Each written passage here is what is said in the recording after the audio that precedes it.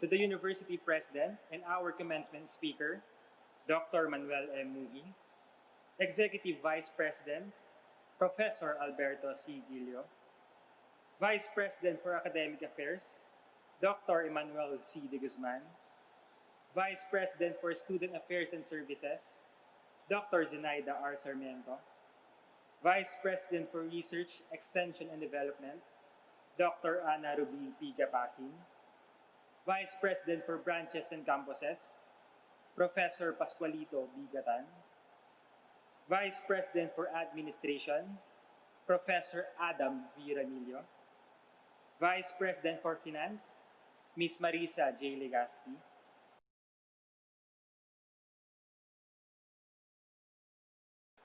PUP Senior High School Principal, Dr. Mina L. Cumuyog, Assistant Principal, Professor Michelle V. Soto, hardworking teachers, staff, faculty, parents, and most especially to the PUP SHS graduating batch of 2020, ladies and gentlemen, a pleasant day. It takes a tremendous effort to attain a lifelong success. This has always been my philosophy in life. But as I progress and saw the vastness of the society where I live in, I know there's gotta be something. Your sheer effort and determination won't be enough if you are deprived of opportunities. Education has always been seen as an instrument for achieving success, but why can't it be accessible to all? Based on the data provided by the Philippine Statistics Authority, about 9% of Filipinos aged 6 to 24 are out of school, which converts to a total of 3.6 million. The primary reasons among them were family matters, lack of personal interest, and high cost of education or financial concern. And if I may say so, it boils down to one thing: poverty. Poverty has killed millions of dreams and fractured countless relationships. Poverty has left many people with no choice but to work at an early age. But most importantly, poverty has grabbed a lot of people the chance to change their fate. And while the cycle continues, education has always been overlooked.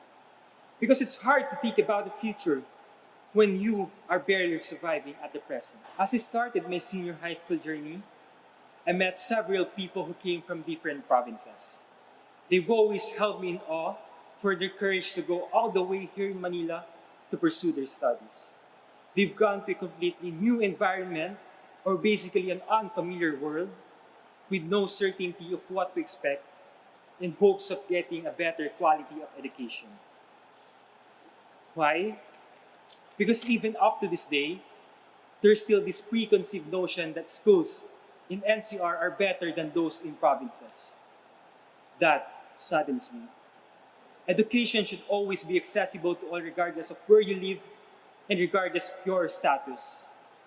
Unfortunately, that's not always the case. If education is a right and not a privilege, why do a lot of students have to go the extra mile? PUP SHS graduating batch of 2020, we are on a mission. This success marks the end of yet another venture, but tomorrow will start anew. Let this be a reminder to us that we are so blessed to have been given a chance to study, the chance that we should take full advantage of, because it is also the same chance that most of the youth are being deprived of. Let our victory further ignite our desire to help other people. Let's strive to provide a better world for our less fortunate countrymen. Always remember, there's no such thing as naive idealism if we'll be able to make it happen. We will make it happen. We may not have celebrated our graduation traditionally, but it doesn't make our hard work less of an achievement. Follow the path that you think is worth risking for. Our future might be uncertain, but our faith will keep us going. Don't let the stigma of your chosen career undermine your confidence. I am pleading all the parents to always support their children in their preferences. I know a lot of people who are already doubting themselves. It is your support that we need the most. Education is supposed to produce passionate people and not robots. Mind and heart should not be separated. Right now, you are watching me at the comfort of your homes. And we are probably at the dawn of this pandemic. For now, please stay safe and let's hope that we'll get through this real soon. The world grieves as we witness the wrath of an unseen enemy. Many people have died, and there are no words to say that can fill the void they left. To the families who have lost their loved ones, I offer my deepest sympathies. To the PUP administration, its executive committee, members of the board, thank you for being in the service of the students. To our principal, Dr. Mina L. Tumuyog, we thank you for your dedication and passion to touch the lives of your students, for working beyond your expected duties and even beyond your work schedules. We can thank you enough. More power, ma'am.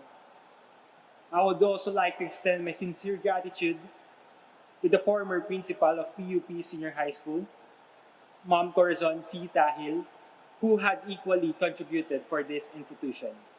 She's also our beloved teacher in PUP Lab High, a real legend and the epitome of a great teacher. To our assistant principal, Professor Michelle V. Soto, we thank you for always attending to our needs and for all the efforts you did for this institution. We have seen your passion in everything that you do. You are loved and appreciated. To our PUP SHS Registrar, Ma'am Priscilla Segurado, and to all the staff, aide, guidance counselor, and to everyone who has allotted all their time and effort, even those who are behind the scenes, our utility workers, guards, we thank you for your service. To all our teachers from grade 11 to 12, who have supported us throughout our SHS journey, we couldn't have made it without all of you. I have nothing to offer but my heartfelt thanks.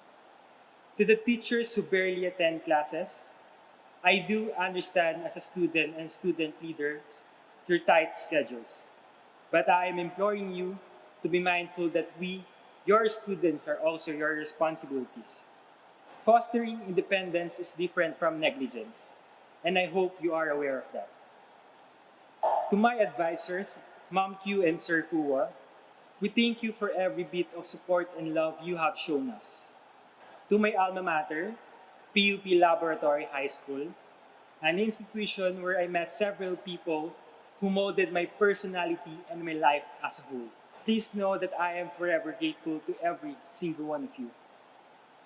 The same goes for Padre Burgos Elementary School, where I also graduated as valedictorian in 2014. To my number one supporters, my family, Mama, Papa, Kuya Prince, and Rain, I wouldn't be here right now without all your support and invaluable advice. I am so grateful to God for having you as my family, and I couldn't ask for more. Mama and Papa, thank you for all your sacrifices and for doing everything that you've done for us. Thank you for always making sure that we are well taken care of. I love you with all my heart. To the family, parents, siblings who have made this accomplishment possible, we thank you. To my PCCHS Batch 63 family, you have inspired us to do better. I, together with my co-scholars, are forever grateful to every single one of you. All the lessons you imparted will always be remembered. To my ABM 1110 family, you have made my first year in senior high school the best and most memorable one. Congratulations for defying the odds and for doing well in the sections you were assigned to. I wish you all the luck as we embark on a new journey. It is and will always be an honor to have been your president. To my ABM 12-7 family, thank you for not making us feel any different. I hope Lucas, Carl, Glidel, and I have been a great addition to your family. To my ABM Club family, it is an honor to have worked with all of you. It's never easy to juggle ACADS or duties and social life, but we've managed to pull it off. Congratulations. To PDX, TTWOP, Oval Squad, and all my friends whom I spent my wonderful years with, and to all the people who genuinely care for me and support me in my academic endeavors, you know who you are. Please know that I am forever grateful. Above all, I am so thankful to Almighty God for giving me the strength and knowledge, for leading me to the right path where I met the most wonderful people who made this journey worthwhile. Without Him, I am not here. I am nothing. Numbers that reflect our academic competence will never define our future. Our aim is not just to balance business transactions or come up with unique innovations. It is more than just memorizing theories or even philosophies, or beyond making art for self-expression and discovery. We should not stop once we get the perfect grade in our portal.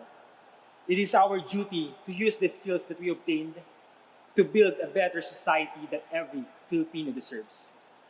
To conclude my speech, PUP SHS graduating batch of 2020, let me leave you this message. Inside the four corners of the classroom, we started the dream. But we are bound to transcend its borders in order to flourish. For in reality, we are just a part of something greater, of a wider society where our contribution is very much needed. Our nation needs us, and our purpose doesn't end there. Be engaged, and only then can you call yourself a scholar ng bayan. Lagi nating tatandaan, hindi tayo pinag-aral ng sambayan ng Pilipino para maging bulag at bingi sa tunay na kaganapan ng ating bansa. Ito ay responsibilidad ng bawat isang scholar ng bayan na tumugon sa tunay na hamon ng buhay. Hindi ang antas ng edukasyong ating nakuha at karangalan na nakamit magdidikta ng ating kapalaran. Hindi lahat ng mahirap ay patuloy na naghihirap dahil sa katamaran. Hindi lang lahat ay maswerteng nabibigyan ng oportunidad upang magtagumpay sa buhay. Totoong sa paaralan tayo nagsisimulang mangarap at dito rin nagsisimulang kulayan ito. Abutin natin ang ating mga pangarap para maglingkod sa mga taong hindi man lang nakaranas makatapak dito. Again, I am Makin Chard C. Becero, the PUP SHS Batch 2019 to 2020 valedictorian, na nga akong gagamitin ng karunungan mula sa iyo para sa bayan.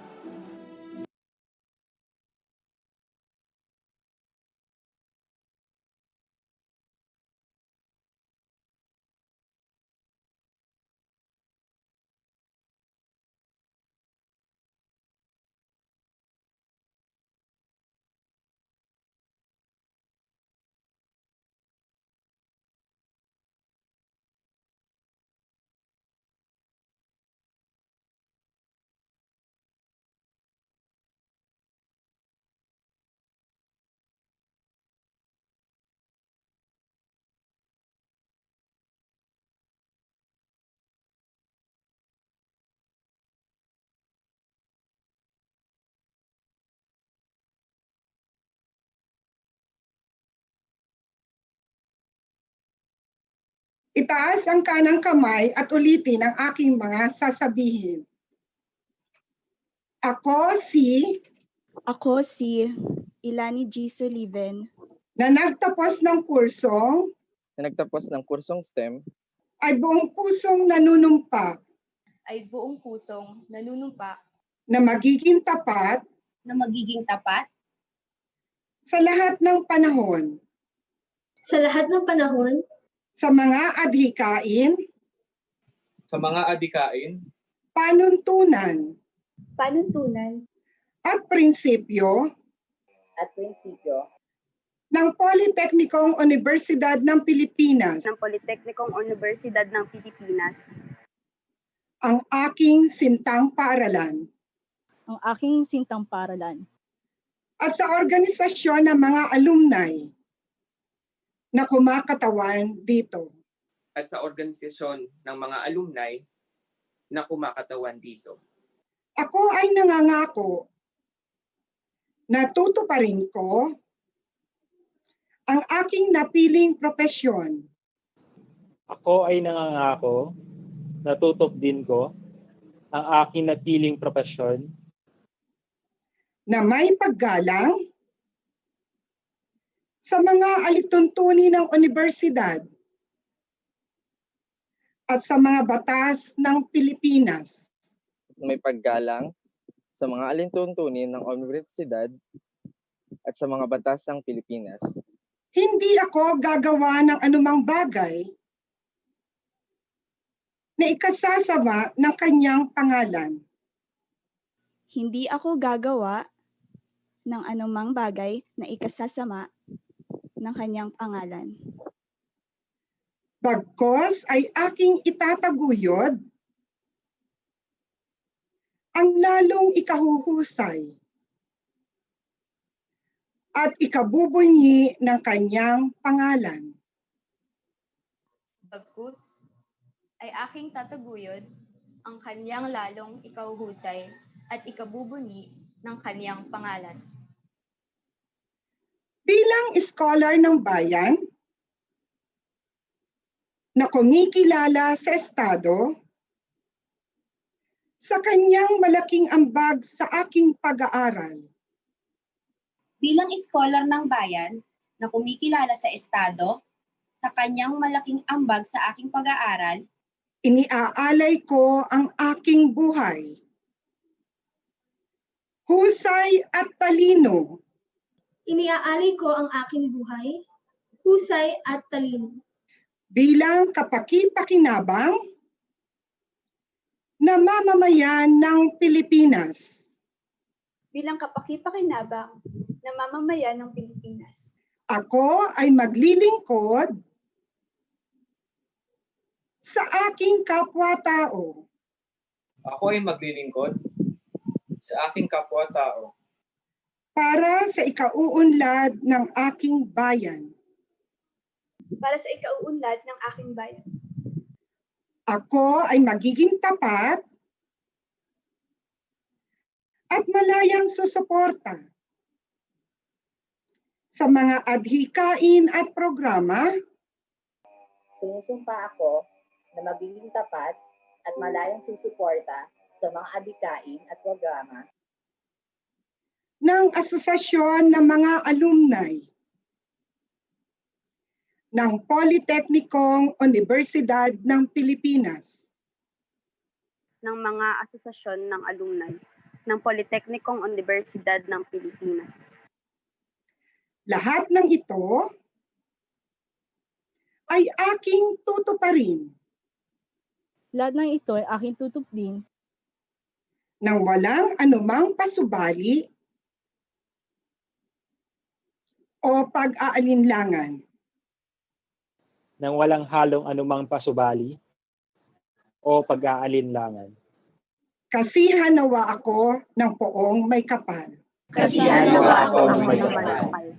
Congratulations, graduates! Mabuhay ang mga taga-PUP! Mabuhay tayong lahat!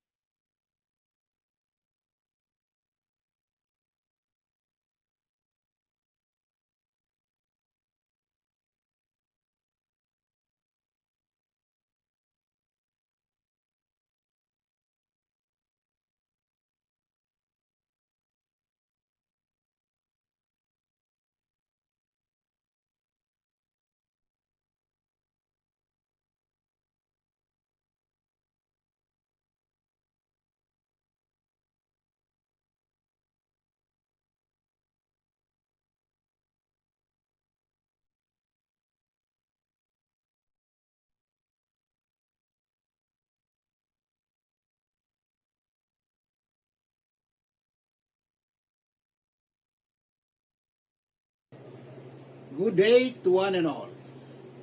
Foremost, I would like to share with you this very beautiful and inspiring quote from Leon Joseph Cardinal Swinens. And it runs this way: "Happy are those who dream dreams and are ready to pay the price to make them come true." Today marks a milestone for our Polytechnic University of the Philippines graduates who will now embark on a new chapter of their lives as future members of the country's workforce and nation builders. To all the parents and relatives who have stood behind our graduates in good times and in tough times, I say to you, you have been the inspiration that helped them realize their dreams. They are your sons and daughters, all talented and able young men and women who come from the four corners of the archipelago, who all work hard to finish their college education from the tradition of this great institution of higher learning. Equally worth mentioning are the PUP faculty, your hard-working mentors and teachers. I say that they have successfully transferred their knowledge and skills to these graduates and have completely prepared them to face the real world, a world and challenges.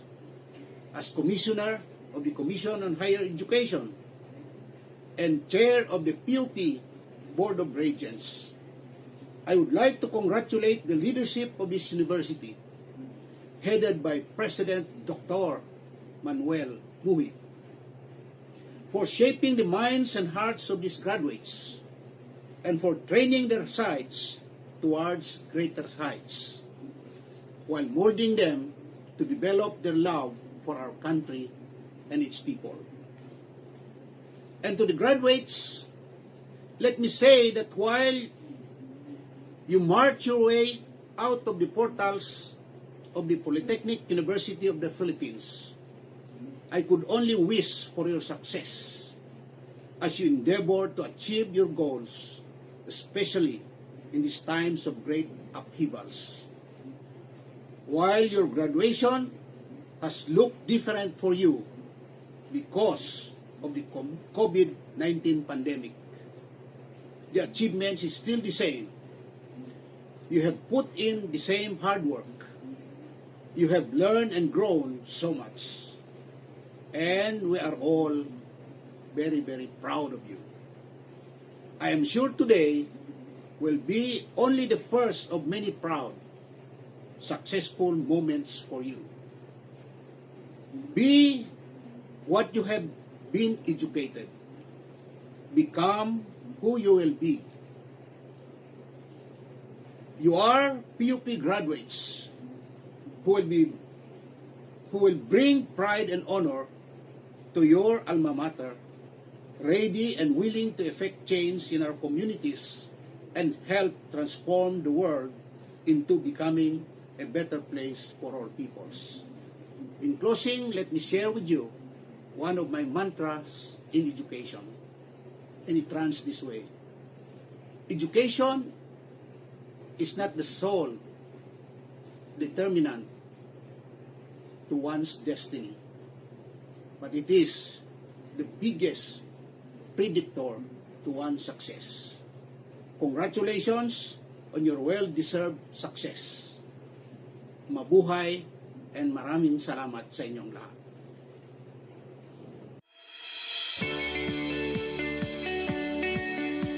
Congratulations po sa ating mga scholar ng bayan na bahagi ng graduating class of 2020 ng Polytechnic University of the Philippines. Isang taus-pusong pagbati rin po sa lahat ng mga opisyal, faculty and staff at mga kawani ng PUP sa pangunguna ng ating University President Dr. Manuel M. Muhi. Bilang chairperson po ng Senate Committee on Higher Technical and Vocational Education, gayon din po ng Board of Regents ng PUP, nagpapasalamat po tayo sa lahat ng inyong mga sakripisyo at kahandaan sa pagbabago para malampasan natin ang mga balakid na dala ng COVID-19 epidemya. All your current efforts and initiatives in responding to COVID-19 illustrate your capacity for turning adversities into opportunities. Patunay po ang virtual graduation na ito sa resilience o katatagan ng ating pamantasan sa gitna ng isang pandemya. But resilience has long been present in PUP, even before the pandemic. The capacity of overcoming challenges is a distinguishing quality of our graduates. It's one value that never diminishes and continues to manifest in their work ethic. As a recipient of an honorary degree from this university in 2013, and as an advocate of decent employment for young people, I am so proud that the graduates of PUP are the top choice of employers due to their positive work ethic. Kaya't kahit na po maraming nakaambang na pagsubok, suliranin ang ating kaharapin sa ating mga bagong graduates dahil sa pagbabagong dala ng COVID-19 sa labor job market, tiwala po ako at tiwala kami na handa tayong sumabak at magtagumpay sa huli. We passed vital legislative measures to help you navigate your career path. In fact, long before the pandemic, we've jump-started the adoption of Telecommuting or Work From Home Act among businesses in the country. Now, we are supporting and working on legislations to support the development and growth of digital careers and freelancing, which are in demand for the 4IR and new normal job market. And of course, hindi natin nakakalimutan yung First Time Job Seekers Act. Ipinasa na po natin noon pa na pag nag-apply ho kayo ng trabaho, libre na ang pagkuha ng birth certificate, police clearance, medical clearance, even transcript of records sa mga SUCs para makatulong po sa inyong paghahanap ng trabaho. Gamitin po natin ang ating tatak PUP sa laban na ito sa COVID-19. Paigtingin po natin ang saliksik sa pamantasan at patuloy na isabuhay ang papel ng ating universidad bilang daan ng tunay at positibong pagbabago sa ating minamahal na bansa. To our graduates, your engagement in public service is fitting and proper as students educated from the government's coffers. You have the moral obligation, and I'd like to remind you all of that, to recompense Filipino taxpayers and to make a difference in this beloved country. Muli, maligayang araw po ng pagtatapos sa inyong lahat at patuloy tayong pagpalain ng ating Panginoong Diyos.